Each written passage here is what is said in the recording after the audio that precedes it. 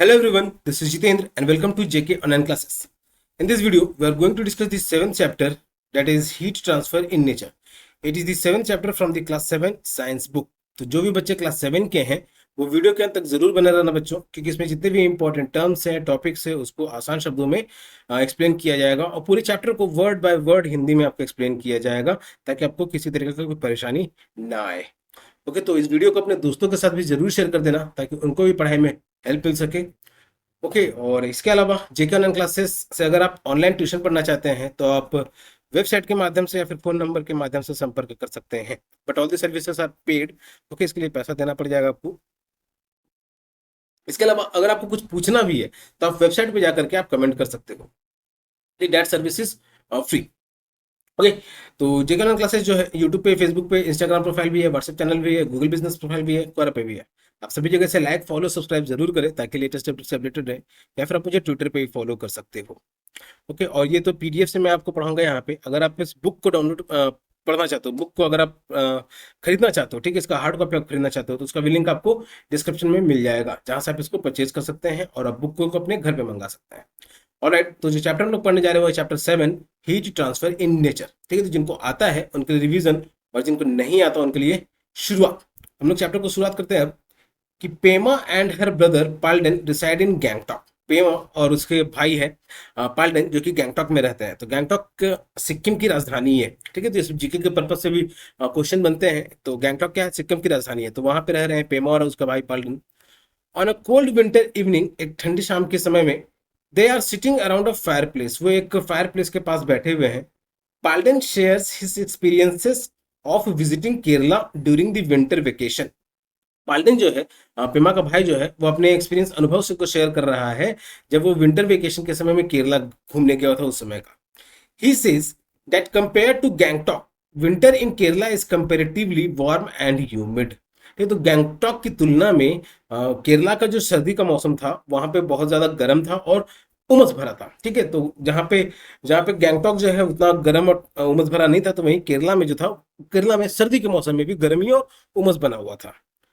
Both Pema and Palden are curious about why some places are so cold and others quite hot. ठीक है, तो दोनों पेमा और पाल्डन जो है, दोनों बहुत ही क्यूरियस है, बहुत ही उत्सुक है जानने के लिए कि क्यों कुछ जगह जो है वो ज्यादा ठंडा होते हैं और क्यों कुछ जगह है वो गर्म होते हैं। Hearing them express their curiosity. Okay, तो दोनों को जब अपना क्यूरियोसिटी वो लोग एक्सप्रेस कर रहे थे तो their grandfather, a retired science teacher, says.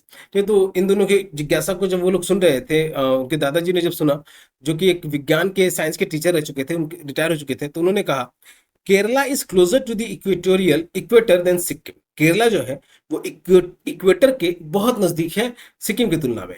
And it also has a long coast line, और केरला का जो तट रेखा है, कोस्ट लाइन जो है मतलब समुद्र के किनारे का जो बसा हुआ है केरला, तो उसकी एक लंबी तट लाइन भी है उसकी। Which result in warmer and more humid weather conditions, जिसकी वजह से वहां पे बहुत ही ज्यादा गर्मी भी है और ज्यादा उमस भरा मौसम भी रहता है। पाल्डन रिप्लाइज, तो पाल्डन रिप्लाई करता है कि yes, we learn in grade 6 science and social science that for us on the earth. तो अब पाल्डन बोलता है कि हाँ, हमने क्लास 6 के साइंस और सोशल साइंस में पढ़ा था कि हम धरती पर रहने वालों के लिए the sun is the main source of heat and light. सूरज जो है वो मेन सोर्स है हीट और लाइट का। And around the equator the climate is generally hot, और इक्वेटर के पास में जो क्लाइमेट है, जो मौसम है, वो आमतौर पे गर्म होता है। एज दे आर टॉकिंग, जैसे वो बात कर रहे थे, Pema is keenly observing her grandmother cooking थुपका, a traditional Sikkimese dish, a large metal pan. तो जहाँ पे पाल्डन और उसके दादाजी बात कर रहे थे आपस में, तो पेमा जो है अपनी दादी माँ को थुपका बनाते हुए देख रही थी। थुपका क्या है? तो वो सिक्किम में बनने वाला एक पारंपरिक डिश है, भोजन है। ठीक है, तो वो एक बड़े से लोहे के बर्तन में उसे बना रही थी। पेमा ने पूछा उससे, अपनी दादी माँ से, why are cooking utensils generally made of metals. ठीक है, तो पेमा ने पूछा उनसे कि जो खाना बनाने वाले जो बर्तन होते हैं, कुकिंग यूटेंसिल्स यानी जो खाना बनाने वाले जो बर्तन होते हैं, वो आमतौर पर लोहे के ही क्यों बने होते हैं। Palden immediately responds that they had studied in the chapter The World of Metals and Non-Metals that such materials are good conductors of heat ठीक है। तो जो पेमा का सवाल जब उसने पेमा ने जब अपना सवाल बोला तो पाल्टन तुरंत से उसका जवाब देता है। ठीक है, दादी माँ और दादाजी से पहले ही पाल्टन ने तुरंत से जवाब दिया कि उसने चैप्टर में पढ़ा था द वर्ल्ड ऑफ मेटल्स और नॉन मेटल्स में कि कुछ मटेरियल्स जो हैं वो गुड कंडक्टर्स ऑफ हीट होते हैं। तो यहाँ पे जो मटेरियल्स यहाँ पे मेटल्स के बने होते हैं, तो मेटल्स जो हैं वो गुड कंडक्टर्स ऑफ हीट है। ओके, तो ये कुछ ओवरव्यू दे दिया गया चैप्टर का कि हम लोग जानेंगे हीट ट्रांसफर कैसे होता है। तो यहाँ देख सकते हो कि कैसे दादी माँ जो है वो थुपका बना रही हैं, पेमा और पाल्टन बैठे हुए हैं और दादाजी से बातें कर रहे हैं। ऑलराइट, अब यहाँ पे पाल्टन जो है कुछ जिज्ञासा होकर के पूछ रहा है क्या, तो how does heat get transferred in these materials. ठीक है कि हीट जो है, गर्मी जो है वो इन मटेरियल्स में कैसे ट्रांसफर हो रहा है। Let us perform an activity to learn why certain materials are good conductors of heat. ये तो एक एक्टिविटी परफॉर्म करेंगे जानने के लिए कि क्यों कुछ मटेरियल्स जो हैं वो गुड कंडक्टर्स ऑफ हीट होते हैं।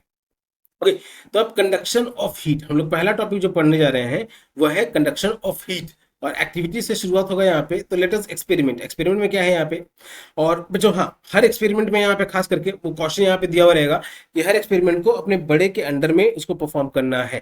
ठीक है, नहीं तो आप इंजर्ड हो सकते हो, आप अपने आप को घायल चोट पहुंचा सकते हो। So question, this activity should be carried out under the supervision of a teacher और एन एडल्ट। ठीक है, तो ये जो एक्सपेरिमेंट है ये किसी शिक्षक के या फिर अपने से किसी बड़े के अंडर में इसको परफॉर्म करना रहेगा। अब क्या है एक्सपेरिमेंट में, तो take a strip of metal, ठीक है, लोहे का एक स्ट्रिप ले लेना है, सच एज एल्यूमिनियम और आयरन अबाउट 15 सेंटीमीटर लॉन्ग। जैसे एल्यूमिनियम हो गया या फिर आयरन हो गया जो कि 15 सेंटीमीटर लॉन्ग के आसपास रहेगा वो। Attach 4 pins to the strip with the help of wax. ठीक है, मोम की मदद से उस आयरन के स्ट्रिप पे, एल्यूमिनियम हो या फिर आयरन हो, तो उस स्ट्रिप पे 4 पिन लगाने रहेंगे, फिक्स करने रहेंगे मोम की मदद से। ठीक है, वैक्स कैसे कि हम लोग उस पे जैसे फिक्स को, जैसे एक स्ट्रिप है इस पे मोम को हम लोग ड्रिप करेंगे और इस पे जब पिन को पॉइंट आउट करेंगे, ठीक है, तो पिन को पॉइंट आउट करेंगे तो जो मोम सीखेगा तो पिन उसमें अटैच हो जाएगा। ठीक है, तो उसी तरीके से अटैच करना है 4 pins to the strip with the help of wax such that they are arranged at nearly equal distances about 2 centimetre apart. ठीक है, तो आप लोगों को कंफ्यूजन ना रहे इसलिए यहाँ पे मेंशन कर दिया गया है कि कम से कम 2 सेंटीमीटर की दूरी बनी रहनी चाहिए हर पिन के बीच में, एज शोन इन फिगर 7.1। ठीक है, तो यहाँ से फिगर 7.1 में देख सकते हो कि पिन्स यहाँ पे अटैच किए गए हैं स्टैंड से, फिर मेटल स्ट्रिप को फिक्स किया गया है और कैंडल को बर्न किया गया है। ठीक है, तो ये सारे स्टेप्स को हम लोग रीड करेंगे one by one. Secure the strip to a stand and label the pins as 1, 2, 3 and 4। अब पिंस को क्या करना है कि स्ट्रिप मेटल स्ट्रिप में अटैच कर देना रहेगा, अच्छे से फिक्स कर देना रहेगा और उनको नंबरिंग कर देना है 1, 2, 3, 4 एज शोन इन फिगर 7.1, जैसा कि फिगर 7.1 में शो किया गया है। If stand is not available, अगर कोई स्टैंड अवेलेबल नहीं है, place the strip between 2 bricks और सपोर्ट, तब स्ट्रिप को 2 ईंट के बीच में सपोर्ट के लिए लगा देना रहेगा। Heat the end of the strip that is away from the stand and a candle or a spirit lamp। ठीक, तो स्ट्रिप का जो मेटल स्ट्रिप है उसको गर्म करना रहेगा एक कोने को जो कि स्टैंड से दूर में है। ठीक है, स्टैंड से दूर में रखें। Hit the end of the strip that is away from the stand. ठीक है, तो स्ट्रिप के उस एंड को गर्म करना रहेगा जो कि स्टैंड से दूर में है, और कैंडल की मदद से या फिर स्पिरिट लैम्प की मदद से उसको गर्म करना रहेगा। What will happen to the pins, pin को क्या होगा इससे, will they remain attached to the strip और विल दे फॉल। सॉरी, तो क्या जो जब गर्म होगा तो क्या वो जो स्ट्रिप पिंस हैं तो क्या वो स्ट्रिप में अटैच रहेंगे या वो फिर गिर जाएंगे। Predict the order in which the pins will fall from the strip. ठीक है, तो और इसमें अनुमान लगाना है कि किस तरीके से वो पिंस जो है वो गिरेंगे उस स्ट्रिप में से। Record your observations in table 7.1, और अपने ऑब्जर्वेशंस को टेबल 7.1 में रिकॉर्ड भी करना रहेगा। फॉलिंग ऑफ पिंस, ठीक है, तो पिंस जो है वो कैसे कैसे गिरेंगे। पिन फॉलिंग फर्स्ट, प्रेडिक्शन अपना अभी अनुमान लिखना रहेगा, और ऑब्जर्वेशन, ठीक है, कि तुम जब एक्चुअली में एक्सपेरिमेंट परफॉर्म किए तो फिर क्या ऑब्जर्वेशन रहा, और reason for what you observe, उसके पीछे का ऑब्जर्वेशन के पीछे का रीजन क्या रहा। Alright, so what will we observe? You observe that the pin closest to the candle flame pin 1। ठीक है, तो तुम ये देखोगे कि जो कि कैंडल के जो लौ जल रही है, जहाँ पे आग जल रही है, तो वहां पे जो सबसे नजदीकी पिन है जो कि पिन 1 है, फॉल्स फर्स्ट, वो सबसे पहले गिरेगा, फॉलोड बाय पिन्स 2, 3 एंड 4। उसके बाद में पिन नंबर 2, 3 और 4। ठीक है, तो जो सबसे पहले नजदीक में है, आगे के सबसे नजदीक में जो कि पिन 1 था, तो वो पहले गिरेगा, उसके बाद वो 2, 3 और 4 गिरते चले जाएंगे। Why does this pin 1 fall before pin 2? ठीक है, ये पिन 1 पिन 2 से पहले क्यों गिर गया। Why did all the pins not fall together? सारे के सारे पिन एक साथ क्यों नहीं गिरे। From your observations, तुम्हारे observations से what can you infer, तुम क्या इससे conclude कर सकते हो। Do you think the heat is being transferred along the metal strip from the end that is being heated. क्या तुमको लगता है कि हीट जो है वो ट्रांसफर हो रहा है उस मेटल स्ट्रिप से उस कोने से जहां से हीट उसको सप्लाई किया जा रहा है, जहां से उसको गर्म किया जा रहा है। As the heat travels along the strip and approaches a pin, ठीक है, तो जैसे ही हीट ट्रेवल करेगा उस स्ट्रिप के माध्यम से और उस पिन तक पहुंचेगा, the wax holding it melts and the pin falls. ठीक है, तो जो मोम उसको पकड़ के रखे हुए था अब तक, तो गर्मी की वजह से वो मोम पिघल जाएगा और पिन जो है वो नीचे गिर जाएगा। Here, the transfer of heat takes place from the hot end of the strip to the colder end. यहाँ पे जो हीट का ट्रांसफर हो रहा है, गर्मी का जो ट्रांसफर हो रहा है, वो स्ट्रिप के गर्म कोने से लेकर के ठंडे कोने तक जा रहा है। ठीक है, तो गर्म ठंडे कोने तक भी जा रहा है, मतलब वहां पे भी धीरे धीरे गर्म हो रहा है। पर the process of heat transfer from the hotter part of an object to the colder part is called conduction. तो यही जो हीट ट्रांसफर का प्रोसेस है हॉटर पार्ट से लेकर के कोल्डर पार्ट तक में, इसी को कहते हैं हम लोग कंडक्शन। फर्दर अब यहाँ पे एक नया टर्म आ गया बच्चों, ठीक है, जो कंडक्शन ऑफ हीट। ठीक है, यहाँ पे जो हम लोगों ने ये जो टॉपिक हम लोग पढ़ रहे हैं कंडक्शन ऑफ हीट, इसी से रिलेटेड ये टॉपिक, ये टर्म यहाँ पे आ गया है कंडक्शन। इन दिस प्रोसेस, इस प्रोसेस में the particle that gets heated, ठीक है, तो इस प्रोसेस में वो पार्टिकल जो कि गर्म हुआ है, passes the heat on to its neighbour, वो अपने पड़ोसी तक में, पार्टिकल्स जो है वो अपने पड़ोसी तक भी हीट पास कर रहा है, एंड सो ऑन। ठीक है, तो पार्टिकल्स जो है, पहले पार्टिकल तो गर्म हो रहा है, फिर बाद में अपने पड़ोसी वाले पार्टिकल को भी गर्म कर दे रहा है। However, the particles themselves do not move from their positions. लेकिन वो जो पार्टिकल्स हैं वो खुद अपने पोजीशन से नहीं हिल रहे हैं। ठीक है, वो पार्टिकल्स का मूवमेंट नहीं हो रहा है, बल्कि हीट ट्रांसफर कर दे रहे हैं, लेकिन वो पार्टिकल्स मूव नहीं हो रहे हैं। Materials like metals that allow heat to pass through them are easily are called good conductors of heat. ठीक है, तो मेटल्स जैसे मटेरियल्स हैं जो कि हीट को अलाउ करते हैं अपने में से पास करने के लिए आसानी से, उन्हें कहा जाता है good conductors of heat, heat का good conductor. Because metals are good conductors of heat, we use utensils made of metals for cooking. तो इसलिए कि जो मेटल्स जो हैं, जो लोहे जो होते हैं, वो हीट के गुड कंडक्टर्स हैं, वो इसलिए उनको खाना बनाने के काम में लाया जाता है। In solids heat transfer takes place mainly through the process of conduction. ठीक है, सॉलिड्स में हीट ट्रांसफर जो है वो मोस्टली कंडक्शन प्रोसेस की मदद से होता है। ठीक है, तो कंडक्शन प्रोसेस क्या है कि it is the heat process of heat transfer from the hotter part of the particle, from the hotter part of any object to the colder part, and in this process the particles get heated, particles जो वो गर्म होते हैं, and it passes the heat to its neighbour particle, and so on and so on and so on. Right, further, if we use a strip made of material like wood or glass in place of a metal strip to perform activity 7.1, the pins will not fall. ठीक है, तो यहाँ पे जैसे हम लोगों ने इस एक्सपेरिमेंट में मेटल के स्ट्रिप का यूज किया गया था, वहीं अगर लकड़ी, वुड या फिर ग्लास का अगर इस्तेमाल किया जाएगा तो पिन जो है वो नहीं गिरेंगे। Can you think of the reason for this based on our learning from the chapter the world of metals and non metals. और तो इसके पीछे का कारण क्या है, तो पहले के चैप्टर में हमने पढ़ा था the world of metals and non metals में। तो इसी से हिसाब से क्या तुम लोग अपने से भी अंदाजा लगाना कि किसके पीछे का कारण क्या है। Materials such as glass and wood do not allow heat to pass through them easily and are poor conductors, insulators of heat. तो वैसे मटेरियल्स जैसे ग्लास हो गए या फिर वुड हो गए, तो ये हीट को अलाउ नहीं करते हैं अपने में से पास होने के लिए आसानी से, इसलिए इन्हें पुअर कंडक्टर ऑफ हीट कहा जाता है या फिर इंसुलेटर कहा जाता है। Clay and porcelain are also poor conductors of heat. That is why tea or coffee kept in such cups stay hot longer. ठीक है, तो क्ले हो गया, मिट्टी हो गया, या फिर पोर्कलिन चीनी मिट्टी हो गया, तो ये भी पुअर कंडक्टर्स ऑफ हीट है, तो इसलिए टी और कॉफी को ऐसे कप्स में रखा जाता है लंबे समय तक में।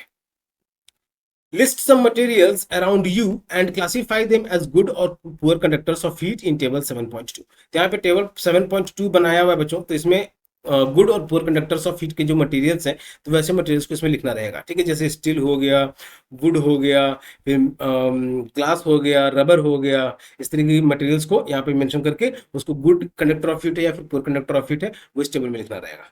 ओके, अब पेमा यहाँ को सोच रही है कि now I know why we generally use metal utensils for cooking. तो अब पेमा को समझ में आ गया है, उसे जान गई कि क्यों लोहे के बर्तन इस्तेमाल किए जाते हैं खाना पकाने के लिए। Whereas we prefer clay or porcelain cups for drinking tea or coffee. वहीं मिट्टी के या फिर चीनी मिट्टी के बर्तन इस्तेमाल किए जाते हैं, कप इस्तेमाल किए जाते हैं टी या कॉफी को पीने के लिए। Does your list include air? अच्छा, अब ये जो लिस्ट बनाया बच्चों, क्या तुमने उसमें एयर को भी इंक्लूड किया? If it is there on the list, where have you placed it? ठीक है, अगर इसमें इस लिस्ट में अगर इसमें तुमने लिखा है तो उसे तुमने कहाँ पे प्लेस किया है, गुड कंडक्टर ऑफ हीट में या फिर पुअर कंडक्टर ऑफ हीट में? इस सब का आंसर अभी आगे हमें मिलेगा। ठीक है, तो ये ध्यान से यहाँ पे एक्सपेरिमेंटल पर्पज से और नॉलेज पर्पज के बहुत ही इंपॉर्टेंट है। ठीक है, तो यहाँ पे एनसीईआरटी का बुक ऐसा ही होता है, क्वेश्चंस बहुत सारे इसमें रैज किए जाते हैं ताकि आप अपने सवाल पूछने की क्षमता को भी बढ़ा सको।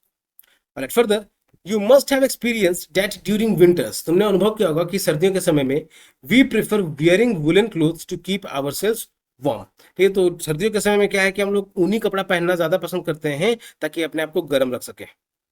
तो woolen fabric traps air in its pores and as air is poor conductor of heat। ठीक है, तो एयर क्या है, अब इस सेंटेंस से हमें क्या पता चल गया कि एयर जो है वो पुअर कंडक्टर ऑफ हीट है। ठीक है, तो वुलन फैब्रिक जो होते हैं यानी ऊनी कपड़े जो होते हैं, अब उनके बीच में बहुत सारे गैप्स होते हैं, पोर्स फॉर्म रहते हैं। ठीक है, तो उन पोर्स में एयर जो है वो ट्रैप हो जाते हैं और एयर जो है पुअर कंडक्टर ऑफ हीट है। It reduces heat flow from our bodies to our surroundings, तो उस पुअर कंडक्टर ऑफ हीट के होने की वजह से जो हमारे बॉडी से हीट लिबरेट होता है, हमारे बॉडी से जो हीट निकलता है वो सराउंडिंग्स तक नहीं जा पाता है और उस पुअर कंडक्टर ऑफ हीट होने की वजह से वहीं पे ट्रैप हो जाता है। As result we feel warm, और जिसके रिजल्ट के तौर पे हमें गर्मी भी महसूस होती है उन्हीं कपड़ों में। और सर्दी के मौसम में खास करके कंबल रजाई ओढ़ते हैं जो, तो उनमें भी पोर्स बहुत इजीली उन पोर्स में एयर जो है वो हमारे बॉडी के द्वारा निकले गए हीट को अच्छे से ट्रैप करके रखा जाता है। Similarly, air trapped between the layers of clothing acts as a poor conductor of heat and keeps us warm। और इसी तरीके से सर्दी के मौसम में हम लोग जो बहुत सारे लेयर्स चढ़ा लेते हैं कपड़ों के, तो उन लेयर्स के बीच में जो हवा होता है तो वो वार्म को, हीट को जो है वो ट्रैप कर लेता है अच्छे से, और जिसकी मदद से हम अपने आप को गर्म रख पाते हैं। The presence of air between two thin blankets is the reason why we prefer them over one thick blanket to keep us warm। तो हवा का प्रेजेंस होना दो पतले ब्लैंकेट्स के बीच में, इसलिए हम लोग प्रेफर करते हैं एक मोटा ब्लैंकेट के तुलना में। ठीक है, दो ब्लैंकेट ओढ़ने से हमें ज्यादा गर्मी लगेगा इन कंपैरिजन टू सिंगल एक मोटा ब्लैंकेट अगर ओढ़ेंगे तो यहाँ पे देख सकते हो फिगर 7.2 में कि air trapped between two thin blankets act as an insulator. ठीक, तो यहाँ पे बच्चा जो है दो पतला ब्लैंकेट ओढ़े हुए है और उन दोनों के बीच में जो है वो एयर ट्रैप हो जा रहा है इजिली, जिसकी वजह से वो ज्यादा गर्म रख रहा है अपने आप को। Is it possible to construct houses that are not affected much by the outside heat or cold? ठीक है, तो क्या ऐसा संभव है कि हम लोग ऐसे घर बना सकें जो कि बाहरी गर्मी या फिर सर्दी से ज्यादा उस पर असर ना पड़े?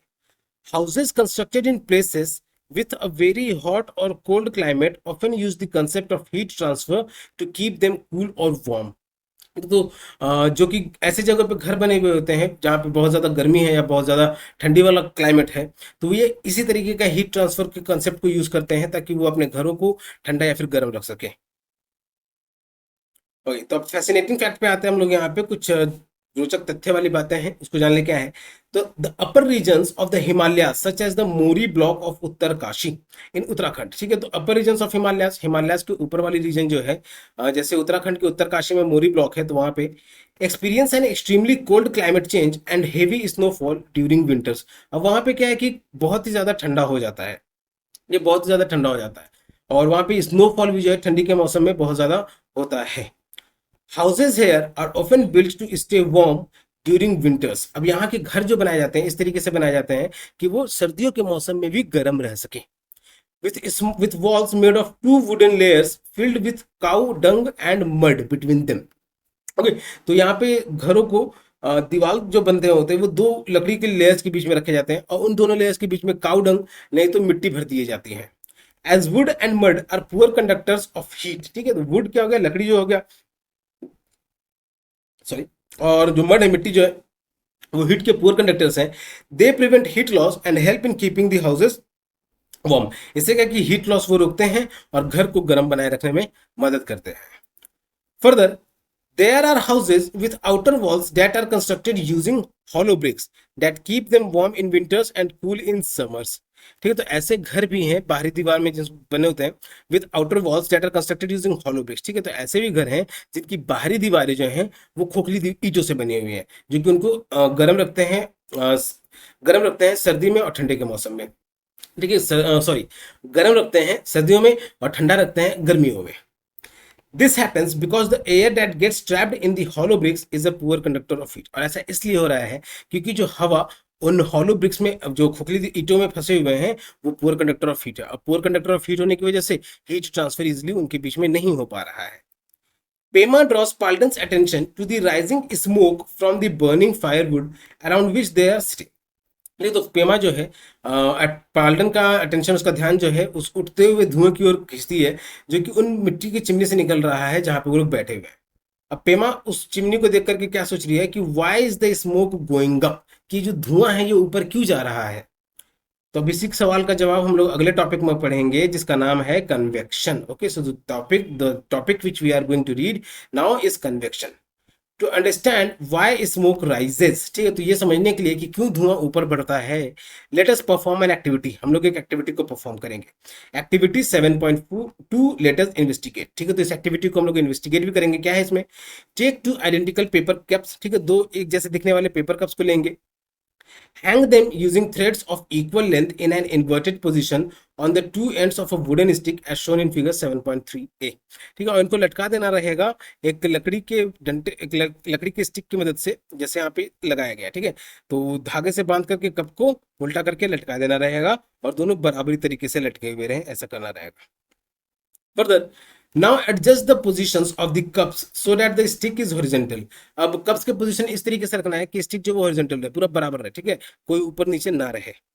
Place a burning candle below one of the cups, और अब इन दोनों कप के किसी भी कप के नीचे में एक जलता हुआ मोमबत्ती रख देंगे। Observe what happens to the cup, और ये देखेंगे कि कप को क्या हो रहा है। Record your observation in table 7.3 and think of probable reasons, और अपने ऑब्जर्वेशंस को इस टेबल 7.3 में लिखना रहेगा और इसके पीछे का कारण भी। ठीक है, तो अब यहाँ पे फिगर में देख सकते हो कि लकड़ी वुडन स्टिक जो कि हॉरिजॉन्टल था पहले, और उसके नीचे जब कैंडल को बर्न किया गया तो एक कप, जिस कप के नीचे कैंडल को बर्न किया गया वो ऊपर की ओर उठ गया है। So this is the observation which we will observe. You observed that the cup under which the candle was placed, तुमने देखा होगा कि जिस कप के नीचे कैंडल को रखा गया था rises up, वो ऊपर की ओर उठ चुका है। ठीक है, तो फिगर 7.3b इसी में दिखाया गया है कि जिस कप के नीचे कैंडल को रखा गया था वो कप ऊपर की ओर उठ रहा है। Why is it so, ऐसा क्यों? The air around the candle flame heats up, ये तो कैंडल का फ्लेम जहां पे जल रहा है तो उसके ऊपर का जो हवा है वो गर्म हो रहा है। As the air in the cup warms up, और कप में जो हवा है वो गर्म होता है। It expands and occupies more space, वो एक्सपैंड हो रहा है और ज्यादा जगह छेक रहा है। As a result it becomes lighter and rises up, जिसके रिजल्ट के तौर पे वहां का हवा जो है वो बहुत हल्का हो जा रहा है और ऊपर की ओर उठने लग जा रहा है। ठीक है, वहां का हवा कहने का मतलब कि वो कप, ठीक है, उस कप के अंदर का जो हवा था अब वो क्या गर्म होने की वजह से वो बाहर भी निकल जा रहा है, तो वो हल्का हो गया और वो ऊपर की ओर उठ रहा है।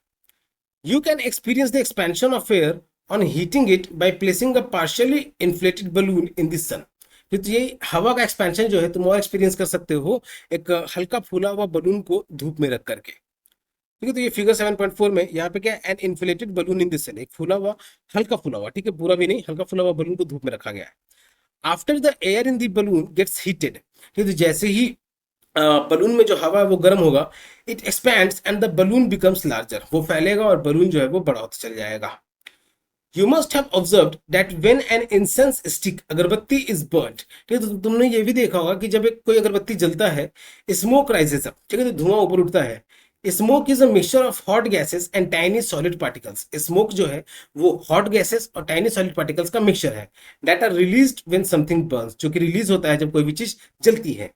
As it is warmer than the surrounding air, अब क्या है कि जो ये जो है आसपास के हवा से ज्यादा गर्म है, इट राइजेज अप, ठीक है, तो इसने इंसेंस स्टिक जो कि यहाँ पे बात किया जा रहा है, अगरबत्ती का जो धुआं है वो ज्यादा गर्म है अपने आसपास के हवा की मदद वजह से, तो इसलिए वो ऊपर की ओर बढ़ रहा है। Let us find out how heat transfer takes place in liquids by performing the following activity. ठीक है, तो अब हम लोग ये देखेंगे कि लिक्विड में कैसे हीट ट्रांसफर हो रहा है। अभी हम लोगों ने जो एक्सपेरिमेंट किया उससे ये पता चला कि एयर में कैसे हीट ट्रांसफर हो रहा है, अब हम लोग देखेंगे लिक्विड में कैसे हीट ट्रांसफर हो रहा है एक एक्सपेरिमेंट की मदद से। ओके, अब देखो यहाँ पे पाल्डन भी सवाल कर रहा है अपने आप से, how does heat transfer take place in liquids, कि हीट का ट्रांसफर जो है वो लिक्विड्स में कैसे होता है। ओके, सवाल क्या है, तो पाल्डन के द्वारा किया जा रहा है और सामने साथ में कौन बैठे हुए, तो पाल्डन, पेमा बैठी हुई है, उसकी बहन, और दादाजी और दादी जी बैठे हुए हैं। Do liquids also rise up when heated like air, क्या पानी भी ऊपर की ओर उठते हैं अगर उनको गर्म किया जाएगा हवा की तरह। लेट अस फाइंड आउट, तो हम लोग इसको भी फाइंड आउट करते हैं। अब ये क्या है, तो एक एक्टिविटी है, क्वेश्चन, ठीक है। तो बच्चों इस एक्टिविटी को परफॉर्म करते समय में ध्यान रखना है, this activity should be carried out under the supervision of a teacher और एन एडल्ट। ये एक्टिविटी जो है किसी बड़े के अंडर में ही परफॉर्म होना चाहिए। Take a 500 ml beaker. अब एक्सपेरिमेंट में क्या करना है कि एक आधा लीटर का बीकर कम से कम ले लेना है, half filled with water as shown in figure 7.5 A. ठीक है, तो यहाँ पे फिगर 7.5 ए में दिखाया हुआ है कि एक 500 ml का बीकर लिया गया है और उसको आधा भर देना रहेगा पानी से। Further, with the help of a straw की मदद से place a grain of potassium permanganate at the centre of the beaker space. ठीक है, तो स्ट्रॉ की मदद से उस बीकर के सेंटर में पोटाशियम परमैंगनेट का एक ग्रेन दाना, ठीक है, ज्यादा छोटा, ज्यादा बड़ा पीस भी नहीं, छोटा सा टुकड़ा नुमा चावल के दाने इतना बराबर, उसका पोटाशियम परमैंगनेट को वहां पे रख देना रहेगा बीकर के बेस में, ठीक है, पानी के अंदर ही पर। Place a candle right below the centre of the base of the beaker, और फिर उसके बाद एक मोमबत्ती रखना है बीकर के सेंटर के पास में। Observe the movement of the coloured streak in the water. अब ये जो जब जैसे जैसे पानी गर्म होगा तो उसमें से एक, जहाँ पे पोटाशियम परमैंगनेट रखा हुआ था, तो ये देखो पर्पल रंग का एक कलर स्ट्रीक, ठीक है, रंग जो है ऊपर की ओर उठेगा। As you supply heat, a streak of color starts moving up and then coming down from the sides. तो जैसे जैसे गर्म करोगे, ठीक है, तो यहाँ पे अगले फिगर में देख सकते हो कि जैसे जैसे गर्म करोगे तो एक रंग की लकीर ऊपर की ओर उठेगी, ठीक है, सेंटर से ऊपर की ओर उठेगी और फिर वो किनारे आकर के फिर से नीचे आने लग जाएगा। Why does the streak of colored water go up in the middle and come down from the sides? तो ये जो कलर वाटर का जो लकीर है वो ऊपर क्यों गया बीच में से और फिर किनारे से नीचे कैसे आ गया? The water at the bottom of the beaker gets heated up by the and becomes hot. ठीक है, तो जो पानी था बीकर के बॉटम में वो गर्म हुआ और वो गर्म भी, हॉट भी हो गया, उसको पहले गर्म किया गया तो वो गर्म भी हो गया। It expands become lighter and rises, वो फैला, एक्सपैंड हुआ, हल्का हुआ, फिर वो ऊपर की ओर उठा। ठीक है, तो काइंड ऑफ उसी तरीके से जैसे हम लोगों ने एयर के लिए पढ़ा था कि वो एक्सपैंड हो रहा है, हल्का हो रहा है, फिर राइज हो रहा है, तो same goes with the water, वो एक्सपैंड हो रहा है, हल्का हो रहा है और ऊपर की ओर उठ रहा है, इसीलिए वो कलर का रंग का लकीर जो है ऊपर की ओर बनते हुए दिख रहा है। The water on the sides of the beaker is comparatively cooler and heavier. ठीक है, वहीं बीकर के पास के जो पानी है वो ठंडे हैं और भारी भी हैं। And comes down to take the place of the rising water, और फिर वो नीचे आ जा रहे हैं उन बढ़ते हुए पानी को जगह छीनने के लिए। Then this water gets heated and in turn also rises. अब वो जो किनारे से जो पानी आया था फिर से बीच में, वो फिर से गर्म हो रहा है और वो फिर से ऊपर की ओर उठने लग जा रहा है। This cycle continues until the entire volume of water gets heated, और ये तब तक होते रहता है जब तक उस बीकर के अंदर का पूरा पानी गर्म ना हो जाए। In this case, the entire volume of water gets heated through the actual movement of water particles। और इस केस में क्या हुआ है कि वाटर के पार्टिकल्स की मूवमेंट की वजह से पूरा का पूरा पानी गर्म हुआ है। ठीक है, वाटर पार्टिकल्स का मूवमेंट मतलब कि जो लकीरें ऊपर जा रही हैं तो उसमें पार्टिकल्स का मूवमेंट जो है वो ऊपर की ओर होते हुए दिख रहा है। ठीक है, तभी वो कलर स्टिक जो है वो ऊपर की ओर बनते चल जा रहा है, नहीं तो एक ही जगह पे वो डिस्पर्स हो रहा होता। ओके, जैसे कि कंडक्शन के केस में क्या था कि जो पार्टिकल्स थे वो मूव नहीं कर रहे थे, वो हीट ट्रांसफर कर दे रहे थे अपने अपने फिक्स पोजीशन से। वहीं इस केस में क्या है कि पार्टिकल्स भी मूव कर रहे हैं अपनी जगह से। This process of heat transfer is known as convection. ठीक है, तो ये जो टॉपिक अब हम लोग रीड कर रहे थे कन्वेक्शन, उसका डिफिनेशन यहाँ पे आ गया। जो अगला डिफिनेशन था, अगला टॉपिक जो इंपॉर्टेंट टर्म है यहाँ पे वो क्या है, तो कन्वेक्शन। तो यही हीट ट्रांसफर का जो प्रोसेस है हम लोग कहेंगे कन्वेक्शन। और ये क्या है प्रोसेस, तो it is because of convection that we see the movement of the coloured streak inside the beaker. और इसी कन्वेक्शन की मदद से, मतलब कि द मूवमेंट ऑफ पार्टिकल्स की मदद से हम लोगों को वो रंग की लकीर दिखी उस बीकर के अंदर में। Thus, we can conclude that water, like air, gets heated up by the process of convection. तो इसीलिए हम लोग कंक्लूड कर सकते हैं कि पानी हवा की तरह वो गर्म हो रहा है और कन्वेक्शन की मदद से। Here, heat transfer takes place by the actual movement of particles of liquids and gases from one place to another। और कन्वेक्शन में क्या है कि हीट ट्रांसफर हो रहा है पार्टिकल्स के एक्चुअल मूवमेंट की वजह से, और वो पार्टिकल्स क्या है, तो लिक्विड्स के भी हैं और गैसेस के भी हैं, एक प्लेस से लेकर के दूसरे प्लेस तक के लिए। ओके, तो ये टॉपिक हम लोगों ने देखा अभी कन्वेक्शन की रिगार्डिंग में, ये था हमारा दूसरा टॉपिक। अब जो टॉपिक रीड करने जा रहे हैं कन्वेक्शन से ही रिलेटेड है, उसी के अंदर सब पार्ट है। क्या है, तो land and sea breeze. Okay, land and sea breeze. अब इसमें क्या कहा जा रहा है, तो Paldan shares his experience of visiting a beach in Kerala during winter vacation. तो पाल्डन जो है केरला के समय में जब समुद्र के तट घूमने गया था ठंडियों के समय में, ठीक है, ठंडी के छुट्टी के समय में, तो अपने अनुभव को वो बता रहा है और कहता है during the day the sand और soil near the beach is hotter than the water in the sea. दिन के समय में मिट्टी और बालू जो थी वहां की, केरला की मिट्टी, समुद्र के तट के पास की जो मिट्टी और बालू थी वो ज्यादा गर्म था in comparison to the water in the sea. समुद्र के पानी की तुलना में मिट्टी और बालू जो वो ज्यादा गर्म था केरला में। However, at night, the sand or soil is cooler than the water. वहीं रात में सैंड और सॉइल जो है वो वाटर से ज्यादा कूलर है, ज्यादा ठंडा है। Pema replies yes, different objects gate heated and cooled differently. तो पेमा भी रिप्लाई कर रही है कि हाँ, हर ऑब्जेक्ट जो है वो अलग अलग समय पे गर्म होता है और अलग अलग समय पे ठंडा भी होता है। Let us check how land and water gets heated and cooled by performing an activity. तो हम लोग एक एक्टिविटी की मदद से देखेंगे कि कैसे लैंड जो है और वाटर जो है वो गर्म हो रहा है और ठंडा हो रहा है। एक्टिविटी की मदद से हम लोग इसको जानेंगे। तो एक्टिविटी क्या, एक्टिविटी 7.4 लेट अस इन्वेस्टिगेट। ठीक है, इस एक्टिविटी को परफॉर्म करेंगे। क्या है इसमें, तो ओके बच्चों, तो इसमें भी ध्यान रखना है, एक्टिविटी में क्वेश्चन है, अपने आप का ख्याल रखना है, अपने आप को चोट नहीं पहुंचा लेना। This activity should be carried out on a clear sunny day. Okay, यहाँ पे चोट से नहीं है रिलेटेड, ठीक है, वो भी है टीचर और एडल्ट के सुपरविजन में, under the supervision of a teacher और एन एडल्ट। ठीक है, ऐसा ना हो कि आपको धूप लग जाए और आप बीमार पड़ जाओ, इसलिए इसको अपने बड़े के अंदर में ही इस एक्टिविटी को परफॉर्म करना रहेगा, लेकिन सनी डे में जब धूप अच्छे तरीके से खिला रहेगा तब। अब क्या है पहला स्टेप कि take two identical bowls as shown in figure 7.6। तो फिगर 7.6 में जैसे दिखे हुए कटोरी, तो इस तरीके से दो एक जैसे दिखने वाले कटोरी ले लेने रहेंगे। Fill one bowl half way with soil and the other bowl half way with water. एक बाउल को, एक कटोरी को आधा मिट्टी से भर देना रहेगा और एक कटोरी को आधा पानी से भर देना रहेगा। Fix laboratory thermometer in each bowl as shown in figure 7.6। और हर बाउल में, दोनों कटोरी में एक एक लेबोरेटरी थर्मोमीटर फिक्स कर देना रहेगा। Make sure that the bulbs of the thermometer are immersed in soil and water. और ये ध्यान रखना रहेगा कि जो थर्मोमीटर का बल्ब है, ठीक है, तो वो सॉइल और वाटर में डूबा रहे पूरा तरीके से। And do not touch the bottoms और the sides of the bowls. और वो बाउल्स के बॉटम को या फिर साइड को टच ना कर रहे हो, सिर्फ पानी और मिट्टी से ही, पानी और मिट्टी में ही डूबे हुए रहे।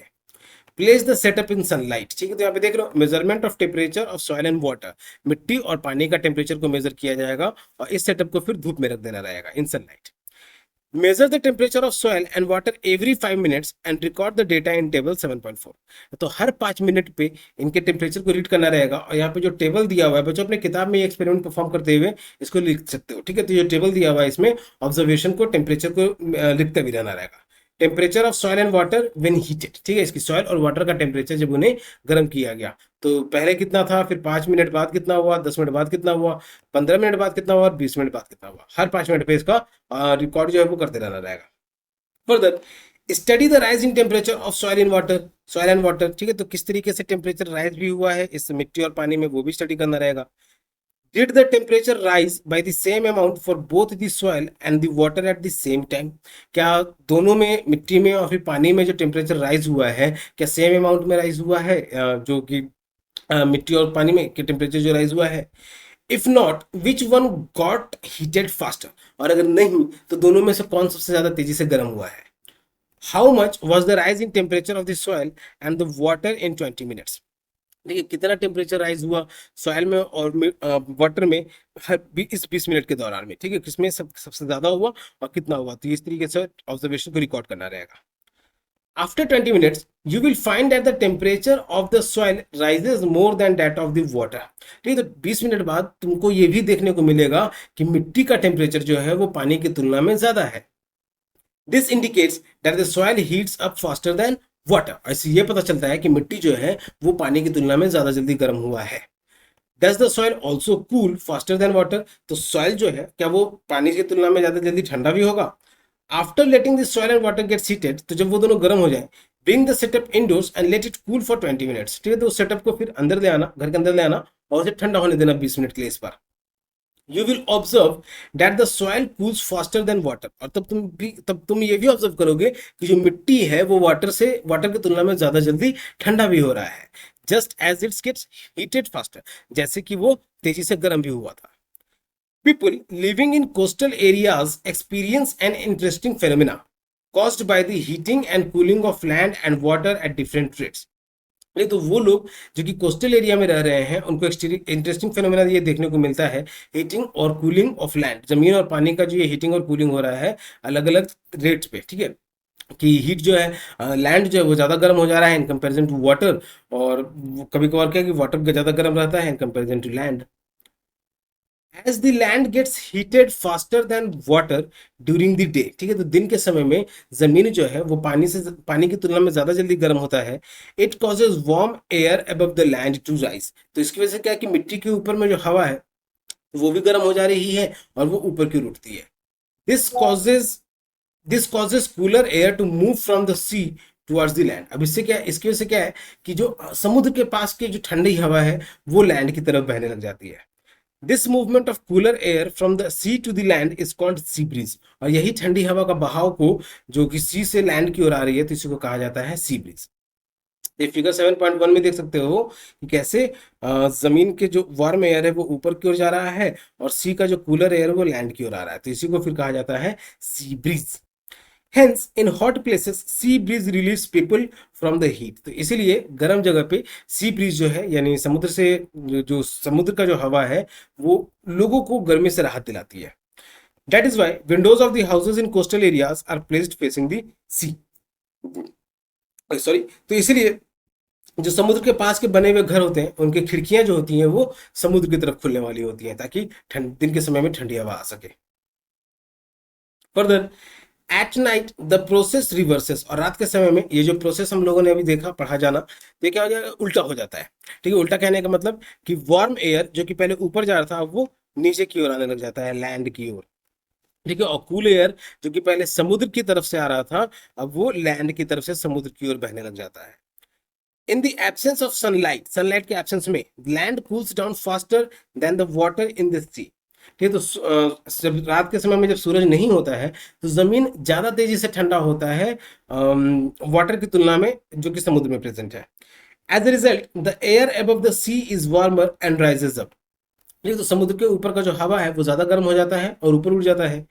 Cooler air from the land then moves towards the sea. ठीक है, तो लैंड से जो ठंडी हवा आ रही है, अब लैंड की जो ठंडी हवा है अब वो सी की ओर मूव कर रही है, क्रिएटिंग अ लैंड ब्रिज, जिसकी वजह से एक लैंड ब्रिज चलता है। ठीक है, तो ये भी दो इंपॉर्टेंट टर्म्स हो गए यहाँ पे, सी ब्रिज एंड लैंड ब्रिज। तो सी ब्रिज क्या हुआ, cooler air from the sea that moves towards the land is the sea breeze, and the cooler air that from the land that moves towards the sea is the land breeze.